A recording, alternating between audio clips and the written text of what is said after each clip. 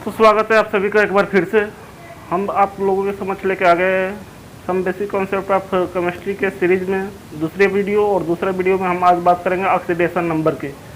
तो oxidation number के सब कुछ बेसिक रूल के बारे में देखते हैं और उसके बाद से हम बात करेंगे उसके ऊपर कुछ एग्जाम्पल लेके। तो आइए सबसे पहले रूल देख लेते हैं, ऑक्सीडेशन नंबर निकालने के रूल क्या होते हैं। तो जो रूल की बात करते हैं तो सबसे पहला रूल हम देखते हैं। पहला रूल हम कहेंगे कि न्यूट्रल एटम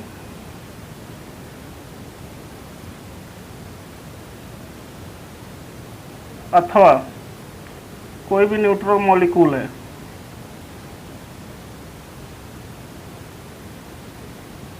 या कंपाउंड भी हो सकता है जिस पे अगर कोई चार्ज नहीं है, कोई आवेश नहीं है, तो उसका जो भी हम ऑक्सीडेशन नंबर लेते हैं वो 0 के बराबर लेते हैं।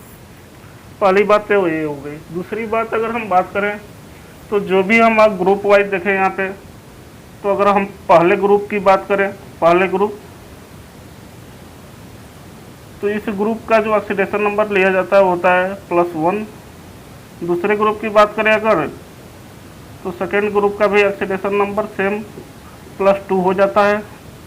इसके अलावा जो भी हमारे हाइड्रोजन फैमिली है, जैसे हमारा हो गया फ्लोरीन, क्लोरीन, ब्रोमीन, आयोडीन, इनका ऑक्सीडेशन नंबर हमेशा -1 लेते हैं। ऑक्सीजन के केस में इनका थोड़ा अलग हो जाता है। वैसे ही अगर ऑक्सीजन की बात करें तो ऑक्सीजन का हमेशा -2 लेते हैं। पर ऑक्साइड और फ्लोरीन के केस में छोड़ के, एक्सेप्ट पर ऑक्साइड और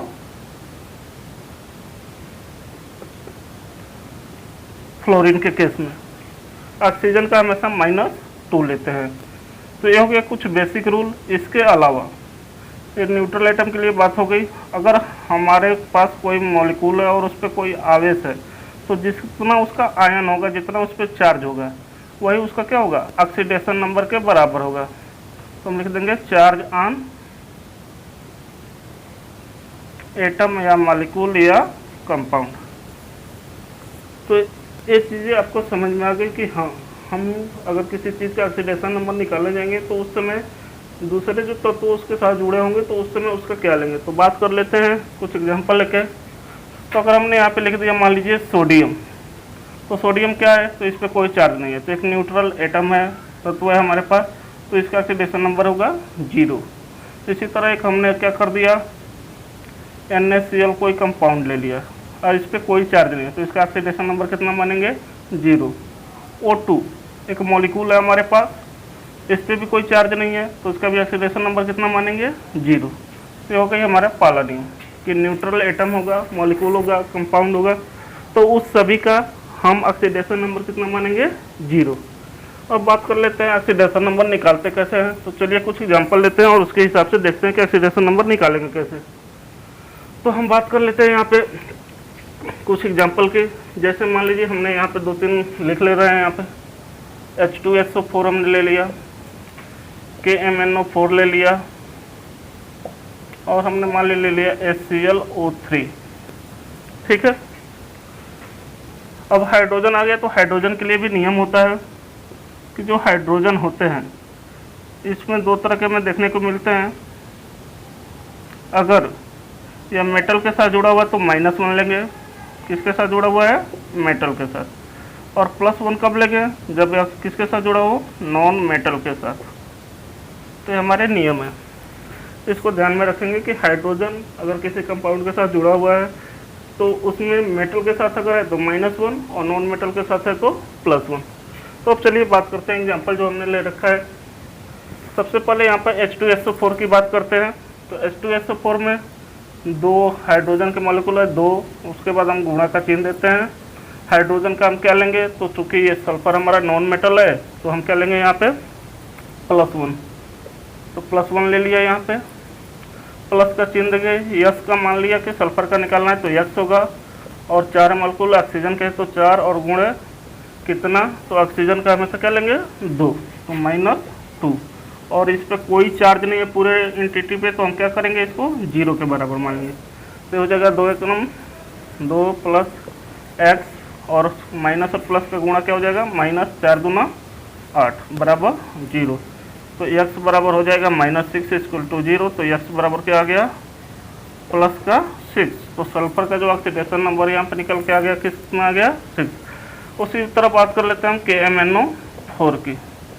बहुत ही आसान होता है, मैग्नीज का हमें निकालना है। तो पोटेशियम पहले ग्रुप में आता है, तो इसका मान लेंगे +1, प्लस का चिन्ह देंगे। मैग्नीज का निकालना है तो x 4 और गुणे माइनस का 2, तो ये हो जाएगा। और ये किसके बराबर होगा, कोई चार्ज नहीं है तो 0 के बराबर। तो हो जाएगा +1 प्लस x माइनस और प्लस का गुणा माइनस, 4 दूना 8 इक्वल टू 0। अब इसमें से एक निकलेगा तो क्या हो जाएगा, x -7 इक्वल टू 0। तो x बराबर क्या हो गया, +7। तो मैग्नीज का ऑक्सीडेशन नंबर कितना निकल के आ गया, +7। इसके बाद कर लेते हैं SClO3 की। तो यहीं पे देख लेते हैं, या इसको हटा लेते हैं। आप देख लीजिए एक बार, पूरे को एक बार देख लीजिए।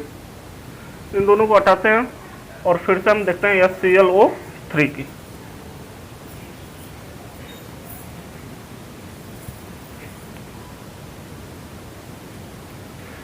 इसकी बात करें, चलिए एक बार और लिख लेते हैं, HClO3 hydrogen chlorine non metal के साथ जुड़ा है तो इसका लेंगे +1।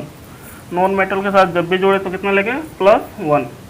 प्लस क्लोरीन का निकालना है तो x और 3 मोलिकुलर ऑक्सीजन के और साथ में -2, कोई चार्ज नहीं है इस पर तो 0। तो हो जाएगा प्लस माइनस का x -6 और इधर क्या है, प्लस का 1। तो इसमें से हो जाएगा 0 और यहाँ से 1 निकलेगा तो क्या हो जाएगा, x -5 इक्वल टू 0। तो x बराबर क्या हो जाएगा, प्लस का 5। तो यहाँ से हमारा क्लोरीन का क्या निकल के आ गया, 5। तो बहुत ही आसान होता है ऑक्सीडेशन नंबर निकालना, आप सभी निकाल सकते हैं। ये तो हो गई हमारे न्यूट्रल मॉलिक्यूल एटम कंपाउंड की बात हो गई। अब कुछ आयन वाले लेके देखते हैं। तो आयन वाले में मान लीजिए हमने ले लिया NH4 प्लस, साथ में हमने ले लिया CO4 -2, या सल्फेट का -2 ले तो हम ले रहे हैं SO4 -2। चलिए देखते हैं यहाँ पे अमोनिया का निकालना, तो ये तो हो जाएगा X। हाइड्रोजन के कितने कंपाउंड है, तो 4 और कितना है, तो इस पे हम ले लेंगे प्लस का 1 और इसके बाद से बराबर जितना चार्ज होता है उसको हम मान लेते हैं यहाँ पे। तो हो जाएगा X +4 इक्वल टू +1। तो ये हो जाएगा x बराबर -3। तो नाइट्रोजन का कितना निकल के आ गया, -3। इसी तरह सल्फर में देखें तो इसका मान लेंगे x +4 × -2 ऑक्सीजन के लिए और बराबर, अब इस पे 2 घात माइनस में है तो बराबर में -2 लिखेंगे, 0 नहीं लिखेंगे। यही बात आपको समझनी थी। तो 4 में से 2, 4 दूना 8 बराबर -2। तो x बराबर हो जाएगा प्लस का 6। सल्फर का कितना निकल के आ गया, प्लस का 6। तो ये देख सकते हैं आप कि अगर न्यूट्रल एटम है तो उसको हम किसके बराबर मानते हैं, 0 के। अगर आयन है कोई तो चार्ज ऑन एटम, जितना भी एटम होगा उसके बराबर ऑक्सीडेशन नंबर मानते हैं। ऑक्सीजन का -2 लेंगे, हाइड्रोजन होगा उन सबका कितना लेंगे, -1। पहले ग्रुप का +1 और दूसरे ग्रुप का +2। हाइड्रोजन के लिए अगर मेटल से जुड़ा हुआ है तो -1 और नॉन मेटल से जुड़ा हुआ है तो +1। तो ये बात हो गई हमारी ऑक्सीडेशन नंबर निकालने की। अब आप सीख गए होंगे कि ऑक्सीडेशन नंबर निकालते कैसे हैं। और क्लास 12 के स्टूडेंट्स हैं तो आप जो 9 पार्ट पढ़ने जाएंगे कोऑर्डिनेशन कंपाउंड, तो उसमें आपको जितने भी IPSC नामकरण करने हैं सब में आपको इसकी ज़रूरत पड़ेगी। तो अभी आप सीख लीजिए, आगे जब पाठ पढ़ेंगे तो आसानी होगी। और इसके बाद हम चलते हैं अगले वीडियो की तरफ चलेंगे। और अगला वीडियो हम लोग आप लोगों के लिए लेके आ रहे हैं पीरियोडिक टेबल। तो उसको मिस मत करिएगा, 10 मिनट के अंदर ही आप पीरियोडिक टेबल के बारे में मास्टर बन जाएंगे। जैसे आप इलेक्ट्रॉनिक कॉन्फ़िगरेशन के बारे में सीख गए हैं, इस वीडियो के साथ आप ऑक्सीडेशन नंबर के बारे में सीख जाएंगे। तो अगला वीडियो मिस मत करिए, देखिए पीरियोडिक टेबल और उसको भी सीखिए। बने रहिए हमारे साथ, हम आपको सारी बेसिक चीज़ें सिखाने के बाद क्लास 12 का पहला पार्ट लेके आएंगे, सॉलिड स्टेट। तो बने रहिए हमारे साथ। यह है साइंस क्लासेज। लाइक करिए वीडियो को, सब्सक्राइब करिए और शेयर करिए जिनको भी ये बेसिक चीज़ों की ज़रूरत है अपने दोस्तों के पास, जिससे क्या होगा कि सभी लोग सीखेंगे। और जब हम क्लास लेंगे, आपको पूरे कोर्स के बारे में बात करेंगे, तो उस समय आपको बहुत ही हेल्प करेगा ये। तो धन्यवाद आपको ये पूरा वीडियो देखने के लिए, और बने रहिए हमारे साथ। अगले वीडियो में हम आपसे फिर मिलते हैं।